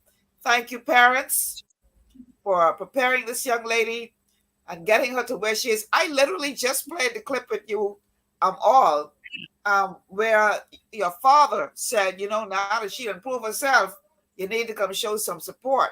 So as a family, tell us now what a proud moment that was for you, but what you would like to see happening going forward for our young athletes like your daughter and all others who put in so much to make our country proud. What are some of the things that you'd like to see happen? But let's start with our young gold double medalist first. And let us say a word to the nation, and then we're going to talk to your parents real quick. For the athletes who didn't medal this year, I hope they keep going and keep trying, because I wasn't always on top. And I had to keep improving on many things and improving on my faith with God. So just trust in Him and you will succeed. And for the ones who did medal but didn't get gold or exceeded their expectations, just keep going. Just keep going. Don't give up. All right, congratulations to you again. Mommy and Daddy, what y'all got to say, man? Your daughter really made this nation so proud, but I know it was not without sacrifice. So tell us about your journey to get her there and what more you'd like to see happen from a government perspective, from a nation perspective, from an administrative perspective, to encourage young people like your daughter to go out there and give their best. From a government perspective, I know it's a lot of children inside of the program who probably, the scariest part of it is when they get injured. And a lot of children probably can't afford health care. I'm not saying Mia in particular, but other children, probably after they get injured, they get discouraged or something like that. If they put something in place to help those type of kids, that would be tremendous. You have a lot of talent there, but a lot get discouraged after injuries. Yeah. And Dad, I know you got a message. You wasn't playing around with your message. Come now, come. Put your money where your mouth is. Go support these young people. Let's hear from you, Daddy. This Carifta team today up here, I see a lot of warriors. I see a lot of children playing hard. And I just want to put a program in place where just wish they could be on a team together. So all of them just train together, have the same facilities and everything, and come up as a team. Because I don't think no country could beat them if they keep this. If we had the same team here to the Olympics, I don't think no team could ever beat them. These children are playing hard. They watch them fight out there and they ain't give up. They had to break a leg, sprain a hand, they was coming across the finish line for the country. So training is one of the biggest things I wish, this Carifta team, I wish we could just start with them right here and push this crew. And we have many others after them, but start with them. Set example with this same Carifta crew right there. Don't let them go, don't let them separate. Take them to the Olympics as a team for the Bahamas, and we can be proud of them. All them kids out there, proud of all of them, because they watch them fight. None of them out there was scared to stand for their country. And that's I see warriors out there, but the training is a big aspect of what they need right now. Training, we gotta step forward with that big time. We gotta put it in their hands and show them we behind them 100%. I remember my child, I want to see grow and become a great athlete. All of them kids out there inspire me because I watch all of them come up and they did not give up at all. And they do that, paycheck out there, money was getting give out there, they was running and pride. And they fight like warriors, so we gotta stand with them. We gotta give them the support they need. We gotta give them the training. If we want them shine, we gotta build them legs, them arms, and we gotta give them the mindset to know they can stand and they can depend on us. I ain't only one parent and one child running. I want to support the nation and all the kids. Yeah. We need programs for these children. So we have a lot of kids who can't afford the chocolate like we can do. We gotta reach out to them too. Yeah, that's the point I just made to Frank. If it is only open to kids whose family can afford it, how many diamonds in the rough are we missing out on because they come from families that don't have the resources? And Jamaica, I got to get you in here real quick because you are representing the B3As, and we've been talking all show long. I had Tonique on earlier. Frank is here. We're talking about the fact that this country really needs to put their money where their mouth is and establish some facilities around the country to do a far better job of preparing our athletes to compete so that we're not just celebrating after the fact, but that we see some real, like Frank put it, skin in the game, not just from a family level, but from an administration level, from a government level. How do you respond as the president of the B3As as to what needs to be done to improve our sports development system in this country? Well, Michelle, I think that you've hit the nail right on its head. It's perhaps my most challenging undertaking in my life. I'm a lawyer by profession, and running the B3As is more difficult than anything that I could have ever imagined, and it's because of the limited resources. We have children all throughout this country, but because we are an archipelago by nature, it's very difficult to identify talent the way the country expects. So many people sit back and criticize, but very few people really invest in our programs. I believe that while the government of the Bahamas does its part by helping in the delivery of track and field events, more must be invested into the developmental programs.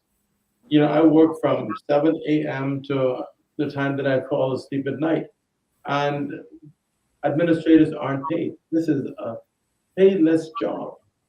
And it's only because I believe that, you know, the return or the reward for a country is bigger than me or bigger than anyone else, that we make the sacrifice every day. Like teachers, the sacrifice is exponential, that's never counted for. And I believe that we need to do more to impress upon corporate Bahamas and individuals to give more as opposed to criticizing. And it's a difficult experience when you're really living the moment.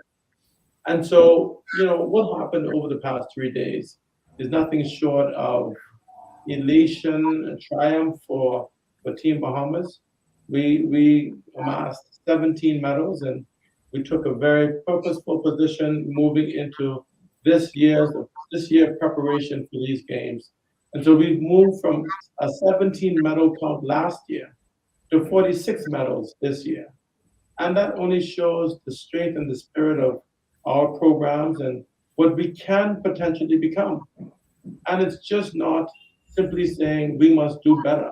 I think that to do better, we must invest more. And I think that's the buzzword for our moving forward. Okay, real quick, we have a call on the line. Caller, make it quick because I only got 3 minutes left in the show. Go ahead, you're on the air. I heard, yes. And I want to say, because I'm probably the only female who called, and you hear my voice going. But you know what I say? I want to really ask the question, how many of our athletes, I'm talking about those who have made it, has truly returned to the country and actually mentor, help our athletes that are presently in the struggle now. I sat in that booth and I watched those triple jumpers. And I want to ask your caller, how many of them, I'm talking about local now, he has taken the time. Okay, caller, you got to get him a chance to answer because I only got 2 minutes left on the show. Go ahead and answer. And I'm not saying what he recruited away. I'm talking about caller. We get the point. Let them answer. I only got 2 minutes left on the show. Okay, go ahead, Archer. Unfortunately, little to none, and we've had many successes in our sport. I'll be very frank in saying that I think the track and field is a very selfish sport. That is an I, me, my, mine once you achieve the highest ranks. I want to hear from Frank on this as well. Pardon? I want to hear from Frank on this as well. We only have a minute left in the show. Frank, go ahead. I don't completely agree with the president, all right? Number one, the caller, many of us, Tonique Archer, who's the president, is one of my former athletes that I taught how to triple and long jump. Levon Sands, I taught how to triple jump. Spence, I could go on and name Godfrey Ramming. I can name them. I have many. I used to have a triple jump camp that I. Frank, you deserve a medal. You deserve. No. But you see, when these people make calls like this caller is making, Tonique, you need to go and say how many people Pauline, how many people Tonique, how many people Norbert Elliott, how many people Peter Pratt. I mean, the former athletes have done tremendously. We've produced thousands and thousands of athletes, professionals included, who are no longer in the sport, who no longer contribute. And all I'm saying Tonique. Caller asks a specific question about the contribution of athletes generally. My position. I've just given you a general answer. Generally, the athletes have given back, is what I'm saying to you. The problem isn't the athletes. I think They the have. problem is, y'all, And just because it's not the point- publicized doesn't mean it's not happening. That's the bottom exactly. line. yeah, And another thing, and we got to go because it's 4 o'clock, but another thing I think I need the caller to understand we have to is there maintain are the persons view like that Frank more out can be there. done. There are persons like Frank out there who are helping to get these kids into colleges and universities in the United States as well. So there's a lot going on. It just hasn't been publicized. But guys, my time is gone. I think that more can be done. I commend Frank for his efforts, but much more can be done. And I maintain that position because we live it every day. I'll say this before you go, Michelle. Jamaica, you need to go and direct those funds that you all having these people spend on the world relays to go develop and pay these athletes to come and participate in giving back to the country as well. The government issue. I run a program, and I run my program to see how I can develop it. I think more need to get on board. That's all I'm saying. Well, you need to direct. Guys. We need to do a part 2. We got to go. It's 4:01. I'm happy to get back there, but good to see you, Frank. All right, Jamaica should have come on earlier so we could have this discussion. He waited till 5 minutes before the show finished before he come on. But listen, congratulations, your friend. Congratulations, Miss Nabi. Congratulations to all of our athletes. You guys made us exceptionally proud. And just keep up the good work. And hopefully the powers that be will get the message and get cracking as it relates to supporting our athletes, putting the facilities in place. And then when we come back with this next win, then we can all celebrate. But I got to go. Amen. It's 4:02. Amen. I steal somebody time. Congratulations. Thank you for being here. Congratulations. Thank you. Appreciate it. Gotta go. Tomorrow's a Wellness Wednesday show. Be sure to tune in and learn about your health and wellness and how you can improve it holistically. Until then, I'm Michelle Malcolm. Thanks so much for joining us. Have a good afternoon, everybody.